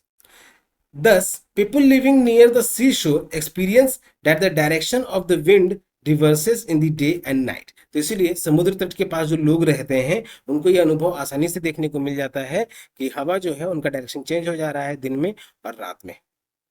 Alright बच्चों, तो ये topic हम लोगों ने जाना अभी land और सी bridge के रिगार्डिंग, जो कि एक सब टॉपिक था कन्वेक्शन से रिलेटेड। ठीक है, तो ये टॉपिक कन्वेक्शन से रिलेटेड था जिसपे बेस्ड हम लोगों ने नेचुरल फिनोमेना जाना जो कि हीट ट्रांसफर इन नेचर, जिस चैप्टर पे बेस्ड है। तो कन्वेक्शन में क्या है, हमें ये भी ध्यान रखना है कि कन्वेक्शन में पार्टिकल्स का भी मूवमेंट हो रहा है और मोस्टली लिक्विड और गैसेस में होते हैं। मैं उससे पहले जो टॉपिक हम लोगों ने पढ़ा था कंडक्शन, उसमें पार्टिकल्स का मूवमेंट नहीं होता है, सिर्फ हीट का ट्रांसफर होता है। अलर्ट बच्चों, तो चैप्टर के हम लोग एंड मिड तक पहुंच चुके हैं लगभग, और वीडियो में अगर यहाँ तक बने हुए हो तो thank you very much for that. आपको समझ में आ रहा होगा तभी आप वीडियो में भी यहाँ तक बने हुए हो।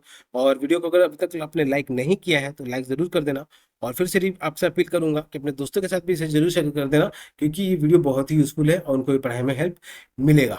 ओके, और अगर चैनल पर नए हो और सब्सक्राइब अभी तक नहीं किया है तो चैनल को भी सब्सक्राइब जरूर कर देना।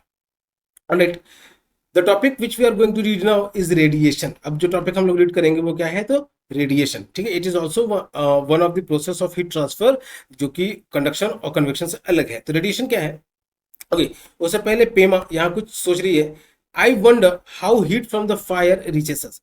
पेमा, मैं सोच में डूबी हुई हूँ। ठीक है, शी इज वंडरिंग कि हीट ट्रांसफर कैसे हो रहा है फायर से उस तक में। Do you remember when Pema and Paldan were sitting around the fireplace. क्या तुमको याद है कि जब पेमा और पाल्डन जो है फायरप्लेस के पास में बैठे हुए थे, तो पेमा और पाल्डन जो है फायरप्लेस के पास में बैठे हुए थे, दे फेल्ट वार्म। और सिर्फ पेमा और पाल्डन क्या, तुम लोगों ने भी बच्चों अगर आग के पास में बैठे होगे, आग के पास रहे होगे, तो भी वहां पे गर्मी महसूस होती है। तो उसी तरह की गर्मी पेमा और पाल्डन को भी महसूस हो रहा था। Their grandfather tells them that the heat transfer in this case takes place directly from the fire hot object to us by a process known as radiation। नहीं, तो पेमा के सवाल पे उसके दादाजी ने उसे बताया कि जो हीट ट्रांसफर हुआ है ये डायरेक्टली उस गर्म ऑब्जेक्ट से, ठीक है, जहां पे भी आग जली हुई है, जहां पे भी आग लगी हुई है, फायर जहां पे भी हो रहा है, तो उस ऑब्जेक्ट से डायरेक्टली हमारे बॉडी तक पहुंच रहा है, और इस प्रोसेस को कहा जाता है radiation. The heat of the sun reaches us through this process. हम सूरज से जो हमें गर्मी पहुंचती है हमारी धरती तक, हम तक जो पहुंचती है गर्मी, वो रेडिएशन की मदद से, इसी प्रोसेस की मदद से। Heat transfer by radiation does not require any medium. Radiation के द्वारा जो हीट ट्रांसफर हो रहा है, इसमें किसी मीडियम की जरूरत नहीं पड़ती है। ऑल ऑब्जेक्ट्स रेडिएट हीट, हर ऑब्जेक्ट जो है वो हीट को रेडिएट करते हैं। You must have observed that a hot utensil kept away from the flame cools down after some time. नहीं, तुमने ये भी ऑब्जर्व किया होगा कि वो गर्म बर्तन जिस पर खाना बनाया गया था, वो गर्म बर्तन को भी जब आग से दूर रख दिया जाता है, ठीक है, तो वो मेटल का तो बना हुआ है, गुड कंडक्टर ऑफ हीट है ही, लेकिन उसको जब आग से दूर रख दिया जाता है तो वो भी कुछ समय बाद ठंडा हो जाता है। What is the reason for it? इसके पीछे का कारण क्या है? तो the hot utensil cools down by radiating heat to its surrounding. तो वो जो गर्म बर्तन है, वो अपने सारे गर्मी अपने आसपास के सराउंडिंग को रेडिएट कर दे रहा है, उसे निकाल दे रहा है, तो इसीलिए वो ठंडा भी हो जाता है। सॉरी, अब डाइव डीपर, कुछ यहाँ पे गहरी सोच में डूबने वाले सवाल यहाँ पे क्या है, तो Why is it more comfortable to wear white or light colored clothes during summers? बहुत ही ज्यादा कंफर्टेबल क्यों होता है गर्मियों के समय में सफेद रंग का या फिर हल्के रंग का कपड़ा पहनना, and dark coloured clothes during winters, और ठंडी के मौसम में गहरे रंग का कपड़ा पहनना। तो इसके पीछे का रीजन है कि light coloured clothes reflect most of the heat that falls on them. तो हल्के रंग के जो कपड़े होते हैं, उनके ऊपर अगर धूप पड़ती है, ठीक है, गर्मी पड़ती है, तो वो ज्यादा से ज्यादा हीट को रिफ्लेक्ट कर देते हैं, वापस उन्हें वापस भेज देता है। And therefore we feel more comfortable wearing them during summers. तो इसीलिए हमें ज्यादा कंफर्टेबल फील होता है जब गर्मियों में हम ऐसे कपड़े को पहनते हैं। Dark surfaces on the other hand, वहीं डार्क सर्फेसेस जो है दूसरी तरफ में, एब्जॉर्ब मोर हीट, वो ज्यादा से ज्यादा गर्मी को एब्जॉर्ब करते हैं। And therefore we feel more comfortable with dark coloured clothes during winters. तो इसीलिए हमें ज्यादा कंफर्टेबल फील होता है डार्क कलर कपड़ों के साथ, डार्क मतलब गहरे रंग के कपड़ों के साथ में, सर्दियों के समय में।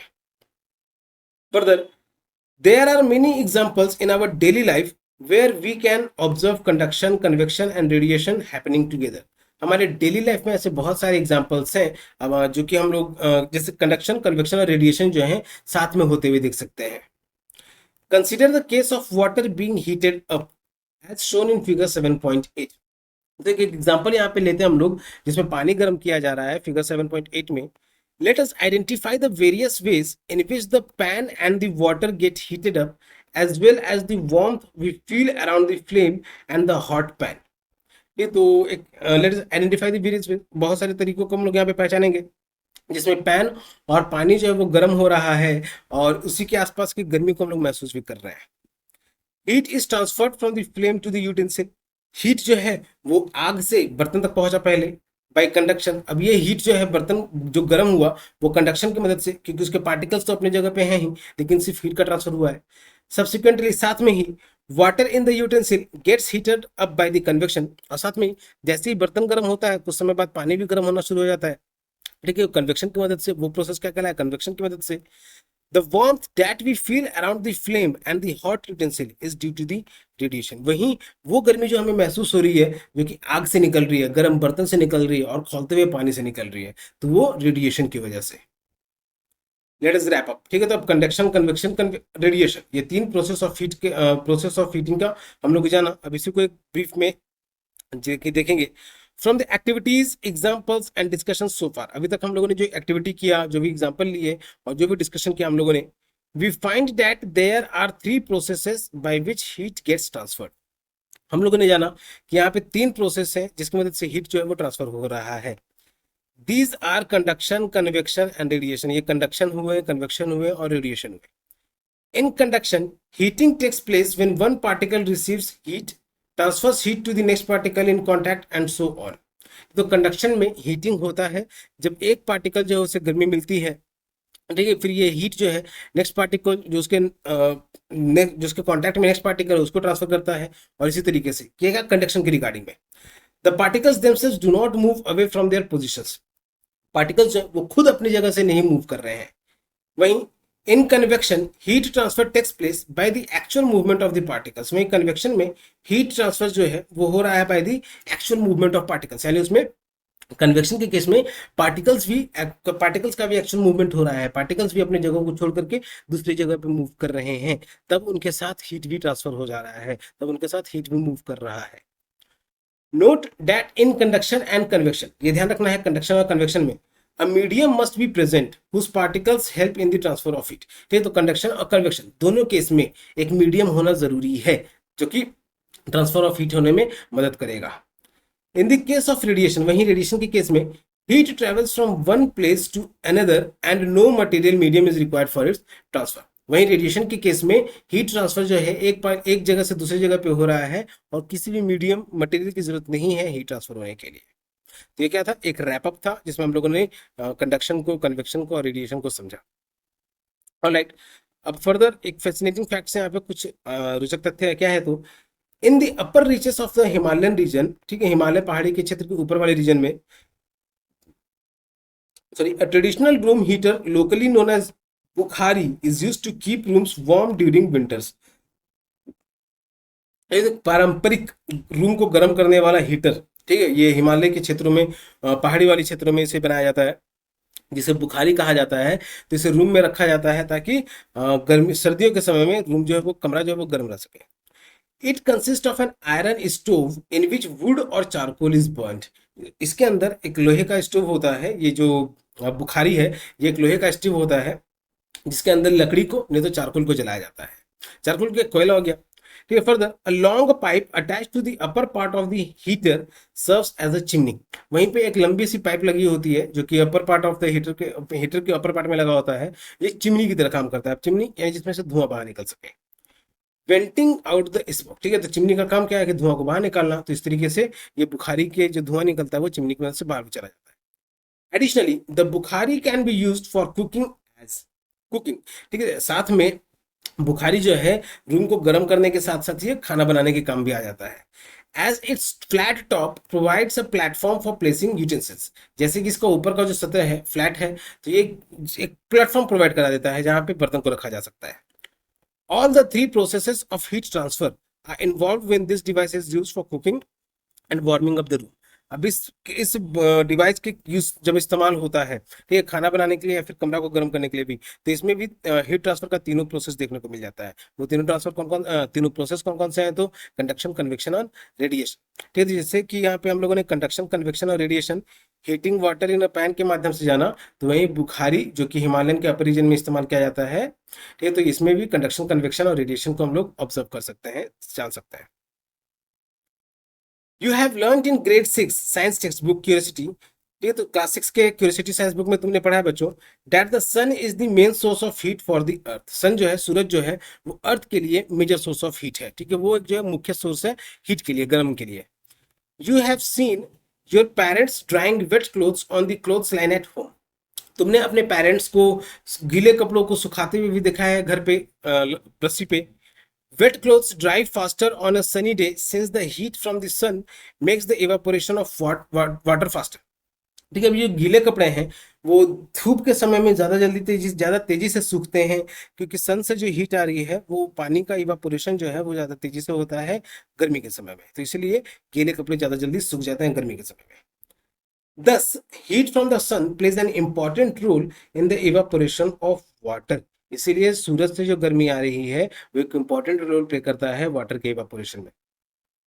Be it from clothes drying on a line और from water bodies like oceans और लेक्स, चाहे वो रस्सी पे कपड़े सुखाना हो या फिर ओशन और लेक्स में से, वाटर बॉडीज में से भी वाटर का इवापोरेशन होना हो। Let us look at the phenomenon of water cycle to understand that this in more detail. तो हम लोग इस फेनोमेनन को जानेंगे वाटर साइकिल की मदद से कि इवापोरेशन वाला जो प्रोसेस है और ये जो कंडक्शन, कन्वेक्शन, रेडिएशन से रिलेटेड जो है कैसे ये सब हो रहा है ज्यादा डिटेल में। ठीक है, तो अगला टॉपिक जो हम लोग रीड करने जा रहे हैं वो क्या है तो water cycle. Okay, you have also learn in grade 6 science text book curiosity. तुमने क्लास 6 के साइंस बुक क्यूरियोसिटी में तुमने ये भी पढ़ा है that water exist in 3 states in nature. Water जो है नेचर में 3 स्टेट्स में हो पाया जाता है। ठीक है, solid, liquid and gas. As a result, as a liquid it fills the oceans. ठीक है, तो लिक्विड के फॉर्म में जो वाटर है ओशंस में, रिवर्स में, लेक्स में पाए जाते हैं धरती पे, on the earth. As a solid, वही सॉलिड के फॉर्म में वाटर जो है it forms snow, ice sheets and glaciers in the mountains and the polar regions. वही सॉलिड के फॉर्म में वाटर जो है या तो बर्फ के रूप में रहेगा, नहीं तो बर्फ के शीट्स के रूप में रहेगा, नहीं तो ग्लेशियर्स के रूप में जो कि पानी में तैरते रहेंगे। अब ये शायद पहाड़ी में हो, नहीं तो पोलर रीजन्स में हो। तो क्या लिक्विड और सॉलिड के फॉर्म में। As a gas it exist in the form of water vapour in the earth atmosphere. और गैस की बात की जाए, अगर लिक्विड का थर्ड स्टेट का बात किया जाए, तो ये गैस के फॉर्म में रहता है और ये अर्थ के एटमोस्फेयर में वाटर वेपर के फॉर्म में प्रेजेंट रहता है। ड्यूरिंग समर्स, गर्मियों के समय में, some of the snow and ice gets converted to water due to the sun's radiation। ठीक है, तो गर्मी के समय में कुछ स्नो जो है, कुछ बर्फ जो है या फिर कुछ वही आइस और स्नो जो है वो वाटर के रूप में आ जाते हैं सन के रेडिएशन की। सन से जो हीट आ रही है, और वो हीट क्यों आ रही है, वो हीट कैसे आ पा रही है, तो by the process of radiation. तो उस रेडिएशन से साथ भी अपने साथ वो हीट ला रही है, तो जो आइस है और स्नो है जो वो वाटर बन जाता है। And flows down as rivers, और पहाड़ों से फिर नदी के रूप में बह के निकलता है। And ultimately into the oceans, और फिर बाद में जाकर के सीज, और फिर पहले समुद्र में फिर महासागरों में जाके मिल जा रहे हैं ये। The melted ice is replenished by fresh snow during winters. ये तो वही जो कि आइस पहले जो गल चुका था, फिर से सर्दियों में ये नए से ताजा बर्फ के रूप में वहां पे जम जाते हैं। Water in the oceans, rivers, and lakes gets heated due to the sun, and as a result, it evaporates as water vapor। ये तो जो महासागर में, नदी में, झीलों में जो पानी है वो सूरज की गर्मी से गर्म हो रहे हैं और फिर वो वाटर वेपर के रूप में इवापोरेट भी हो जा रहे हैं। Water also evaporates from trees and plants through transpiration. Water जो है, पानी जो है वो इवापोरेट होता है पेड़ों से भी और पौधों से भी ट्रांसपीरेशन की प्रोसेस से। तो कैसे यहाँ पे फिगर के माध्यम से यहाँ पे बताया गया है। सन, वाटर बॉडी सी है, यहाँ पे पॉन्ड है, इनमें क्या है कि पानी इवापोरेट हो रहे हैं, फिर कंडेंस होकर के क्लाउड का फॉर्म ले ले रहे हैं और फिर प्रेसिपिटेट होकर के बारिश के फॉर्म में बाहर आ जा रहे हैं। ठीक है, प्लांट्स से क्या हो रहा है, वो ट्रांसपीरेशन के फॉर्म में बाहर निकल रहा है। Further, when water vapor rises up it cools down and condenses to form clouds। जब पानी के वेपर जो है वो गर्म होते हैं, ठीक है, ऊपर की ओर बढ़ते हैं, तो ऊपर एक जगह पे जाकर के ठंडे भी हो जाते हैं और फिर वो बादल का रूप ले लेते हैं। Clouds bring rain, snow and hell. अब ये बादल अपने साथ बारिश भी ला रही हैं, फिर बर्फ भी बरसा रहे हैं, हो सकता है कि ओले भी बरसाने लग जाए। ठीक है, ओले वही जिसको ओले, जो शहरों में जो बर्फ गिरते हैं बच्चों, ठीक है, तो उसको क्या कहा जा रहा है, ओले कहा जा रहा है। तो ये फिर अपने साथ वो बर्फ ओले भी बरसा रहे हैं। This process is called precipitation, or this formation of rain, snow, or hail due to after condensation of liquid in atmosphere is known as precipitation. All right, just a moment, please.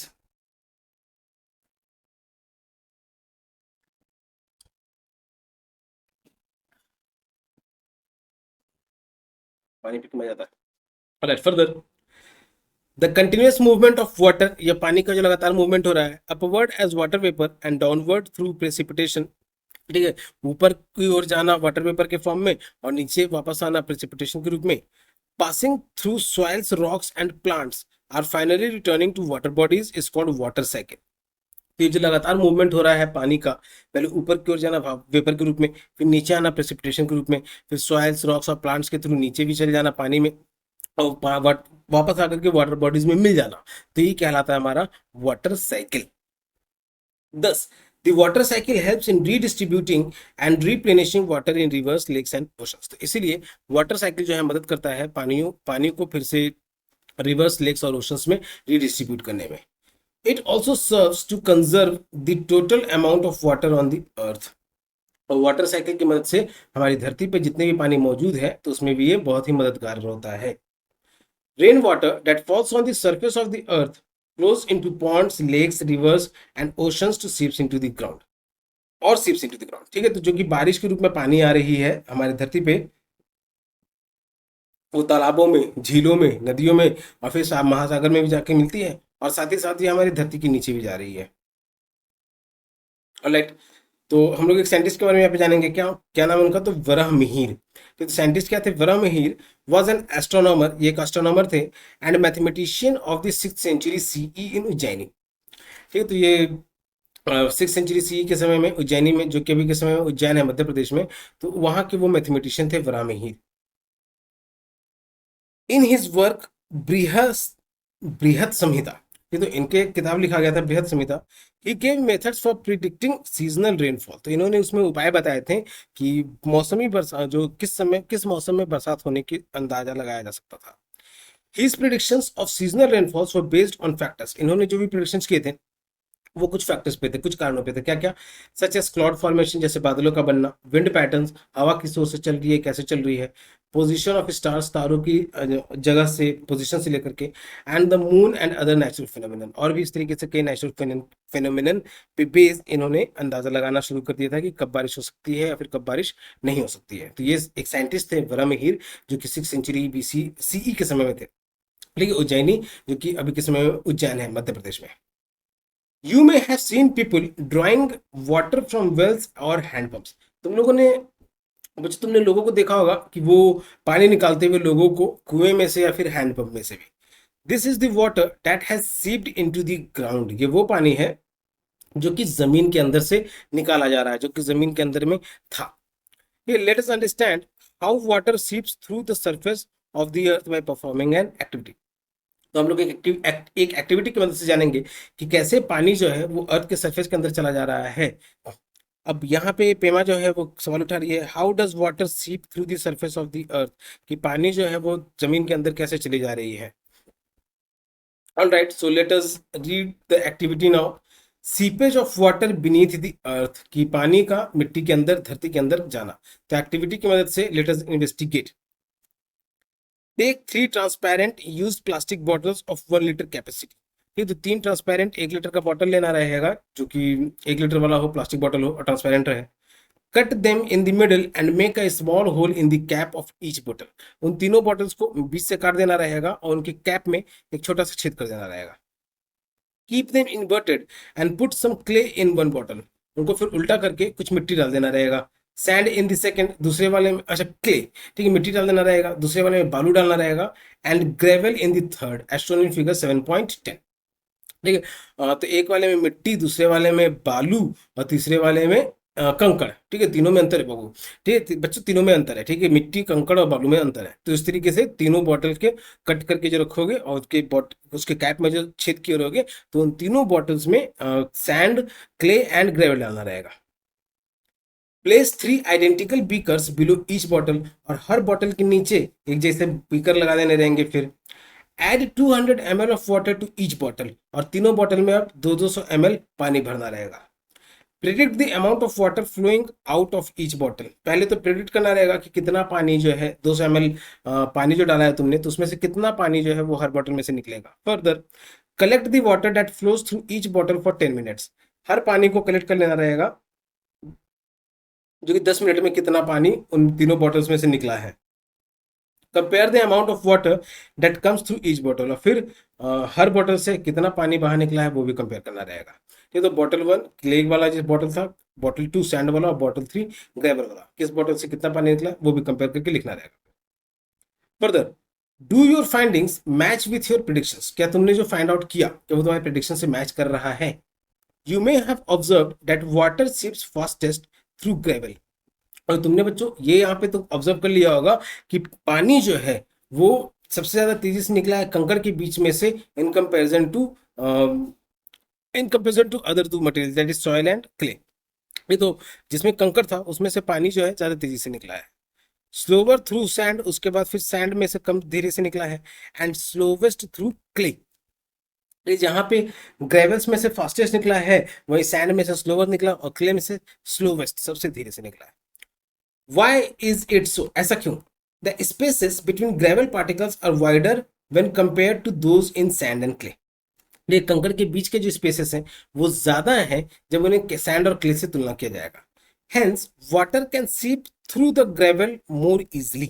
तो इसलिए water जो है कंकड़ के बीच में से और ज्यादा आसानी से निकल सकता है in comparison to soil and clay.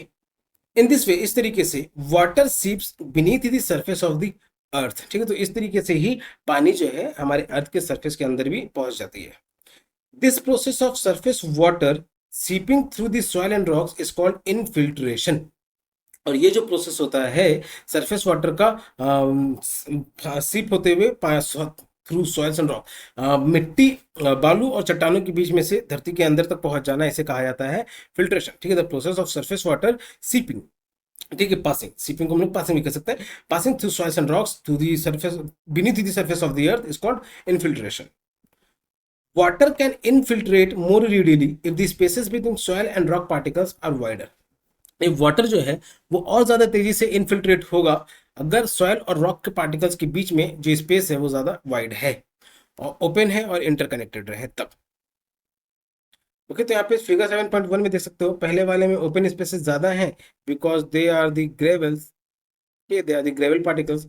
वहीं सॉइल के केस में क्या है कि इनर स्पेसेस जो है वो बहुत ही कम है, they are very much interacted. The water that seeps through gets stored in the pore spaces of sediments and the openings in rocks beneath the surface of as groundwater. अब यही पानी जो कि नीचे जा चुका है पास होते हुए ग्रेवल्स में से, फिर सॉइल्स में से, वो क्या किसी एक जगह जाकर के कलेक्ट हो गया, तो उसी को हम लोग कहते हैं फिर ground water. The underground layers of sediments and rocks that store water in pore spaces are called aquifers. अब अंडरग्राउंड का वो हिस्सा, जमीन के नीचे का वो हिस्सा जहां पे सेडिमेंट्स है, रॉक्स है, जहां पे पानी जमा हुआ है, ठीक है, तो उसी को कहा जाता है aquifers. So this is the figure 7.2 7.12 जहां पे एक एक्विफर दिखाया गया है। क्या है, पहले रेन हो रही है, फिर उस रेन से क्या रिवर्स में से भी पानी आ रही है, तो ये सब पानी क्या नीचे होते हुए एक्विफर में आकर के जमा हो गया है। This is the water we extract by digging wells और drilling bore wells into aquifers. अब ये वो पानी है जिसे हम लोग वापस निकाल सकते हैं, चाहे वो कुआं खोद के निकालें या फिर ड्रिल करके निकालें, जो कि एक्विफर में जमा है। This water may be a few metres to hundreds of metres below the ground. अब ये पानी जो है कुछ मीटर के नीचे में भी हो सकता है, ये तो सैकड़ों मीटर के नीचे भी हो सकता है, depending upon the location, depend करता है कि वो किस जगह पे है। मतलब कि अगर जहाँ पे ज्यादा पानी बरसता है या फिर किसी रिवर वाली जगह है या फिर ओशन वाला जगह है, तो वहाँ पे पानी लेस, ज्यादा गहरा पे नहीं रहेगा, कम ही दूरी पे मिल जाएगा पानी। वहीं अगर ज्यादा गहरा वाला जगह पे है, जहाँ पे पानी का स्कार्सिटी है, जहाँ पे ना बारिश ज्यादा होती है, जहाँ पे ना रिवर का पानी भी अवेलेबल है, ना ही पॉन्ड है, ना ही लेक है, तो वहाँ पे पानी ज्यादा से ज्यादा नीचे भी मिल सकता है, क्योंकि ऊपर वाला पानी सूख गया होगा इसलिए। However, ground water is not unlimited. ठीक है, लेकिन हालांकि ग्राउंड वाटर जो अनलिमिटेड नहीं है, the growing water requirements of an increasing population have led to excessive ground water extraction. ठीक है, तो ग्रोइंग वाटर रिक्वायरमेंट की पानी की जरूरत जिस तरीके से बढ़ी है आबादी बढ़ने के हिसाब से, ठीक है, तो इसीलिए अंडरग्राउंड वाटर का भी एक्सट्रैक्शन बहुत ही ज्यादा तेजी से हुआ है, जमीन के अंदर के पानी का भी extraction. Additionally, decreased vegetation cover and increased concrete surfaces। देखिए, इसके साथ ही हरियाली जो है वो भी कम होती चली गई और कंक्रीट के सरफेस जो है जिसके आर पार पानी नहीं जा पाया कि वाटर कैन नॉट सीप थ्रू द कंक्रीट, तो इस तरीके के सरफेस भी बढ़ गए हैं। In urban areas have limited water infiltration, तो इसकी वजह से क्या है कि वाटर का इनफिल्ट्रेशन जो है वो भी बहुत ही कम हो गया है। एज ए रिजल्ट, जिसके रिजल्ट के तौर पे ground water is getting depleted, तो इसके रिजल्ट के तौर पे क्या है कि अंडरग्राउंड वाटर जो है, जमीन के नीचे का जो पानी का माहौल था, वो सब धीरे धीरे खत्म होते जा रहे हैं, कम होते जा रहे हैं। टू एड्रेस दिस, और इसी को दूर करने के लिए rain water harvesting and recharge pits are used to replenish underground water. ठीक है, और से ग्राउंड वाटर, तो इसी कमी को पूरा करने के लिए, यानी शहरों में भी, ठीक है। अब वेजिटेशन कवर कहाँ पे कम हुआ, तो अर्बन एरियाज में। कंक्रीट फ्लोर्स जो है, कंक्रीट सर्फेसेस जो है, वो सबसे ज्यादा कहाँ बने हैं, तो अर्बन एरियाज में बने हैं, जिसकी वजह से वहाँ का ग्राउंड वाटर का मात्रा कम होते चला गया है। तो इसी ग्राउंड वाटर की मात्रा की कमी को दूर किया जा सके, तो इसके लिए क्या है कि रेन वाटर हार्वेस्टिंग जैसे मेथड इस्तेमाल किए जा रहे हैं, नहीं तो रिचार्ज पिट्स भी डिग किए जा रहे हैं, जिससे ग्राउंड वाटर को फिर से स्टैब्लिश किया जा सके, रिप्लेनिश वापस से उसे लाया जा सके। Hence the water cycle ensures that ground water sources are recharged। ठीक है, तो वाटर साइकिल ये इंश्योर करता है कि ग्राउंड वाटर जो है वो रिचार्ज रहे, thereby helping to ensure a sustainable groundwater supply। और इससे क्या है कि इससे मदद मिलती है कि वो ग्राउंड वाटर सप्लाई जो वो लगातार बना भी रहे। Further, since water scarcity makes life difficult, पानी की कमी जो है वो जिंदगी को बहुत ही मुश्किल बना देती है। People have developed different ways to conserve water, लोगों ने भी बहुत सारे तरीके अपना चुके हैं, उन्होंने विकास कर लिया है पानी को बचाने के लिए। For example in Ladakh, example के तौर पर लद्दाख में people have developed innovative ways to conserve water by making ice stupas. ठीक है, तो लद्दाख में लोगों ने एक नया तरीका से अपनाना शुरू किया है, आइस स्तूपा बना करके सर्दियों के समय में, ठीक है, ग्राउंड वाटर को बचाने के लिए। फर्दर साइंस एंड सोसाइटी, ठीक है, तो साइंस एंड सोसाइटी में यहाँ पे पढ़ेंगे हम लोग आइस स्तूपा के लिए। ठीक है, तो आइस स्तूपा जो कि लद्दाख में इस्तेमाल किया, लद्दाख के लोगों के द्वारा इस्तेमाल किया जाता है वाटर को कंजर्वेशन के लिए। कैसे ये आइस स्तूपा काम कर रहा है? During the spring season in Ladakh, Ladakh के स्प्रिंग सीजन के समय में स्ट्रीम्स ऑफन ड्राई अप, ठीक है, वहां पे जो छोटी छोटी नदियां हैं वो भी सूख जाती हैं, leading to scarcity of water as the heat from the sun's radiation is not enough to melt the snow on the mountains. तो जिसकी वजह से क्या है कि पानी की कमी होने लग जाती है, और जो सूरज से जो गर्मी गर्मी आ रही होती है तो वो उतनी ज्यादा पर्याप्त मात्रा में नहीं रहती है कि पहाड़ों पे बर्फ को गला सके। ठीक है, पहाड़ों की बर्फ को गला सके और उनके पानी की कमी को पूरा कर सके। During winters water from the mountain streams is channelled down through underground pipes. सर्दियों के मौसम में क्या है कि पहाड़ों से पानी को चैनल्स की मदद से, स्ट्रीम की चैनल की मदद से उसे नीचे लाया जाता है, अंडरग्राउंड पाइप्स की मदद से उसे नीचे लाया जाता है। This water is then spread into the cold air, और इसी पानी को फिर कोल्ड एयर में स्प्रे किया जाता है।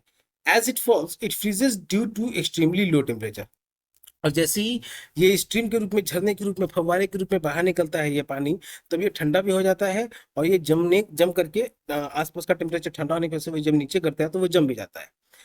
This builds up layer by layer, और इसे क्या है कि सतह के ऊपर सतह बनते चला जाता है, creating a tall cone shaped structure called an ice stupa, जिससे एक लंबा सा कोननुमा आकार बन जाता है, जिसे आइस स्तूपा कहा जाता है, as shown in figure 7.13।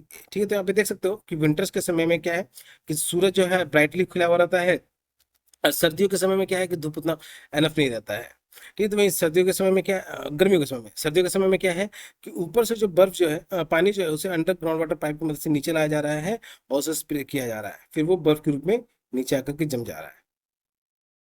The ice stupa melt slowly during spring. अब ये क्या, आइस स्तूपा जो है स्प्रिंग के समय में धीरे धीरे गल जाता है।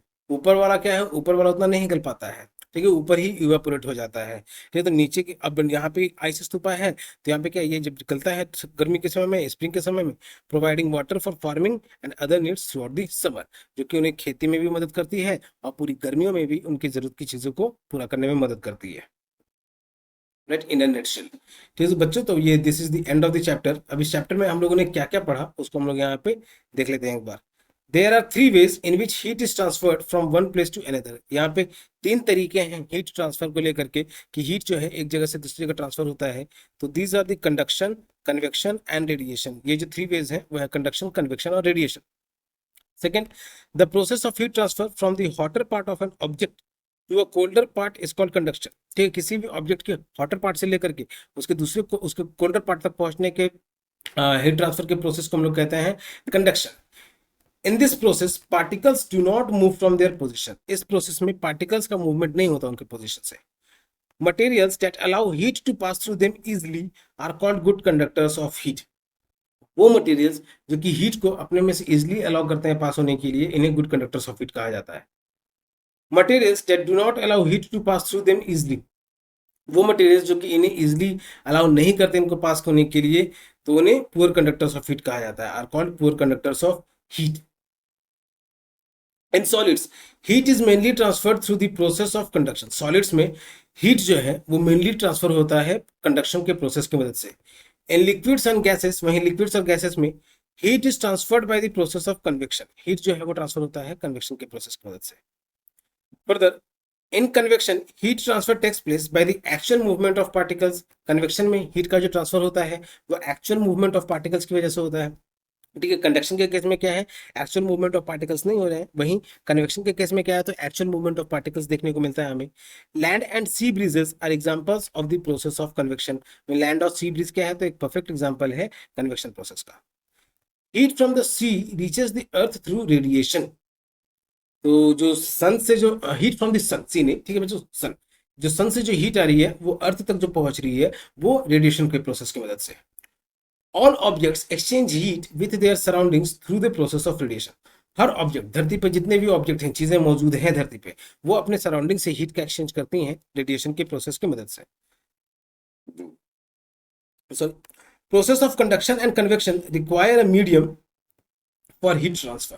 तो कंडक्शन और कन्वेक्शन प्रोसेस के लिए उनको मीडियम की जरूरत होती है हीट ट्रांसफर के लिए, but no medium is required for the radiation process. लेकिन वहीं कोई भी मीडियम का रिक्वायरमेंट नहीं होता है रेडिएशन प्रोसेस में। The principles of heat transfer are utilised in designing houses and clothing. देखिए हीट ट्रांसफर का जो प्रिंसिपल है उसका इस्तेमाल किया जाता है घर बनाने में, कपड़े सुखाने में। तो इस तरीके से ठीक है, कपड़े सुखाने में क्या हो, कपड़े बनाने में भी। जैसे गर्मियों के समय में हम लोग लाइट कलर्ड क्लोथ पहनते हैं, वहीं ठंडियों के समय में, सर्दियों के समय में हम लोग डार्क कलर्ड क्लोथ पहनते हैं। तो ये सब कपड़े के डिजाइनिंग में भी हीट ट्रांसफर का जो प्रिंसिपल है इसको इस्तेमाल किया जाता है उनको बनाने में भी। The continuous movement of water upward as water vapour and downward through precipitation. ठीक है, लगातार पानी का मूवमेंट होना ऊपर की ओर वाटर वेपर के रूप में और नीचे की ओर प्रेसिपिटेशन के फॉर्म में। Passing through soils, rocks and plants. फिर जब वो प्रेसिपिटेशन के रूप में अर्थ के सरफेस पे आ गया तो फिर वो धरती के नीचे भी जा रही है, सॉइल, मिट्टी, पत्थर और फिर पौधों से होते हुए। And finally returning to water bodies is called water cycle. और फिर से वापस वो वाटर बॉडीज में मिल जाना, चाहे वो अंडरग्राउंड वाटर हो या फिर रिवर, लेक, पॉन्ड जैसे वाटर हो, तो इसी को वाटर साइकिल कहा जाता है। ठीक है, ऊपर से लेकर के वापस अर्थ पे आना को वाटर को। The process of surface water seeping through soil and rocks is called infiltration. Surface water का जो धरती से सॉइल और रॉक्स को लेकर के अंदर चला जाना, धरती के अंदर चला जाना, तो उसी को कहा जाता है इन्फिल्ट्रेशन, सॉइल और रॉक्स को पास करते हुए। Ground water is the water that seeps through and gets stored in the pore spaces of sediments.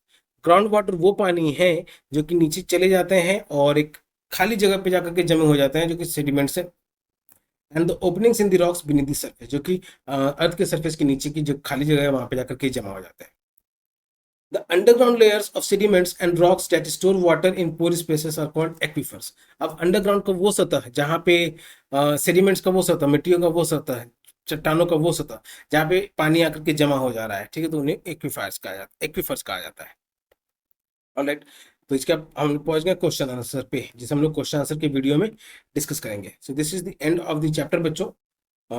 तो चैप्टर के एंड पे हम लोग पहुंच गए हैं। अब वीडियो में अगर यहाँ तक बने हुए हो तो वीडियो को लाइक जरूर कर देना, अपने दोस्तों के साथ भी इसे जरूर शेयर कर देना। ठीक है, आपको यूजफुल लगा होगा तभी आप यहाँ तक भी बने हुए हो। बहुत से आसान शब्दों में आप एक्सप्लेन करने की कोशिश किया गया है। आपको किसी भी तरीके का अगर डाउट आता है तो आप वेबसाइट पे जाकर के कमेंट करके आप सवाल पूछ सकते हो। That service is free of cost. तो जो चैप्टर हम लोगों ने पढ़ा उस चैप्टर का नंबर था चैप्टर नंबर 7 और चैप्टर का नाम था heat transfer in nature. It is the 7th chapter from the class 7 science book. Okay बच्चों, तो जाने से पहले अगर आपको ऑनलाइन ट्यूशन में हेल्प चाहिए या फिर आप ऑनलाइन ट्यूशन पढ़ना चाहते हैं तो आप जेके ऑनलाइन क्लासेस से वेबसाइट के माध्यम से या फिर फोन नंबर के माध्यम से संपर्क कर सकते हैं, but these services are paid. Okay, तो जेके ऑनलाइन क्लासेस यूट्यूब पे भी है, फेसबुक पे भी है, इंस्टाग्राम प्रोफाइल भी है, व्हाट्सएप चैनल पे भी है, कोरा पे भी है। सभी जगह से लाइक, फॉलो, सब्सक्राइब जरूर करें ताकि लेटेस्ट अपडेट से अपडेटेड रहें। चाहो तो मैंने आपको पीडीएफ से पढ़ाया है, अगर आप इस साइंस के बुक को परचेज भी करना चाहते हैं तो उसका लिंक आपको डिस्क्रिप्शन में दिया गया है, जिसकी मदद से आप इसे खरीद सकते हैं और किताब को आप अपने घर पे मंगा सकते हैं। ओके बच्चों, तो जिनको आता है उनके रिवीजन और जिनको नहीं आता उनके लिए शुरुआत। तब तक के लिए keep subscribing, keep supporting, keep loving and keep learning. Thank you.